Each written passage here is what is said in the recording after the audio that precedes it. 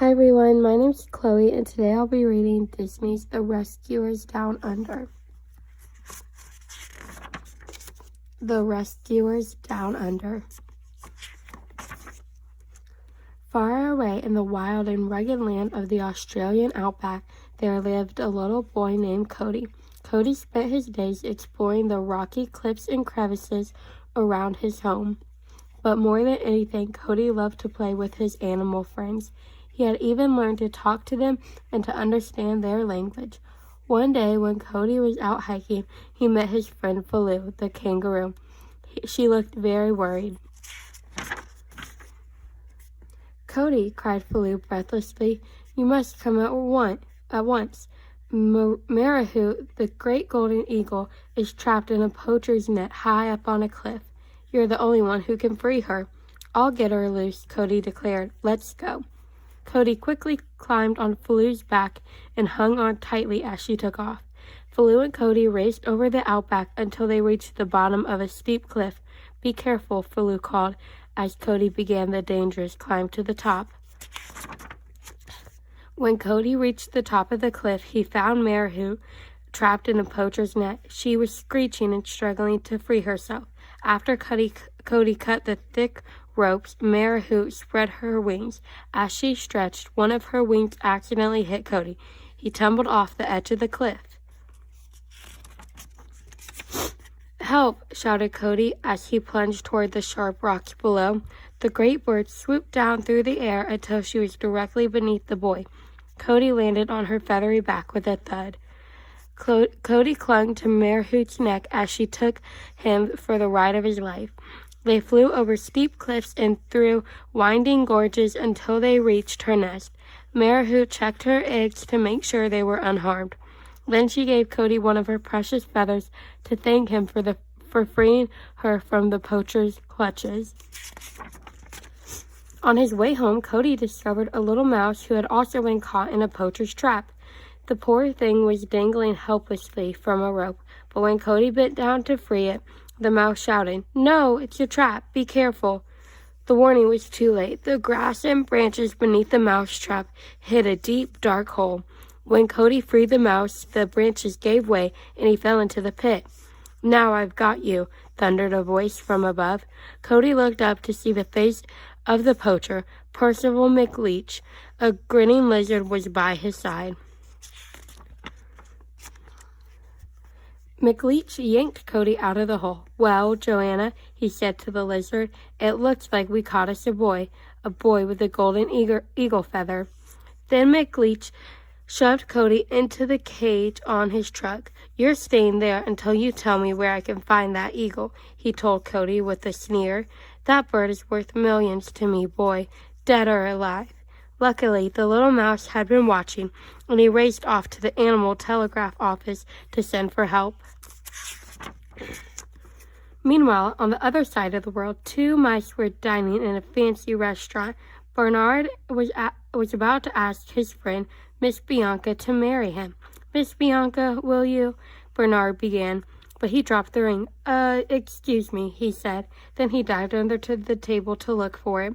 By the time he found it, Bianca was reading a message. "Oh dear, we are needed back at headquarters," she exclaimed.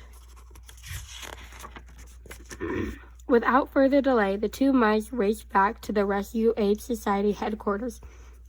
There they learned that they were to go on a mission. A boy named Cody had been kidnapped, and Bernard and Bianca were chosen to help him. Bernard and Bianca asked Wilbur the albatross to fly them to Australia.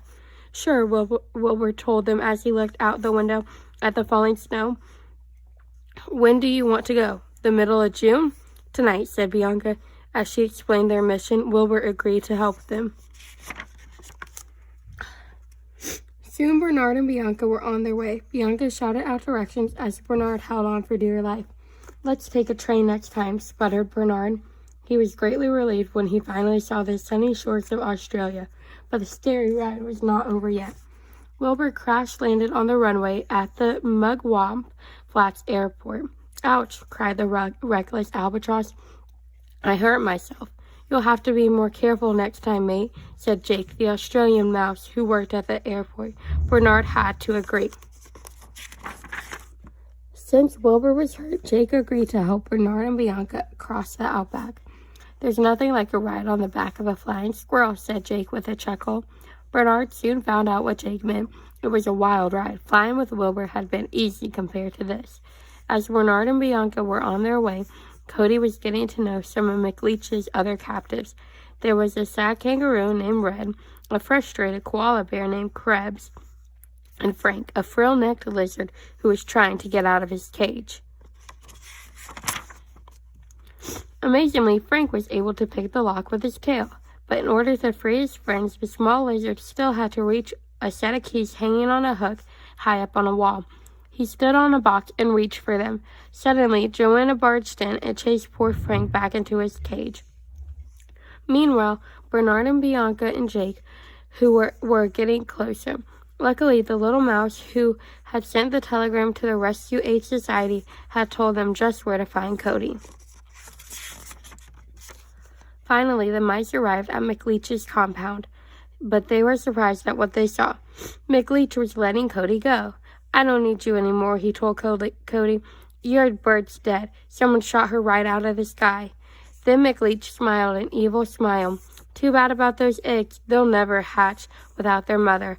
They'll get cold and die with no one to take care of them." "Oh no," thought Cody. "I've got to save poor Marahoot's eggs." He quickly set off for the nest. Marahoot wasn't really dead. The clever McLeach was just trying to trick Cody into leading him to the nest of the great eagle. As McLeach followed Cody in his truck, the mice sneaked aboard, hoping to warn the boy. When the truck reached the cliff, the three mice hopped off to warn Cody. They found him at Marahoot's nest. "It's a trap," shouted Bianca. "McLeach is trying to capture the eagle. We must warn her."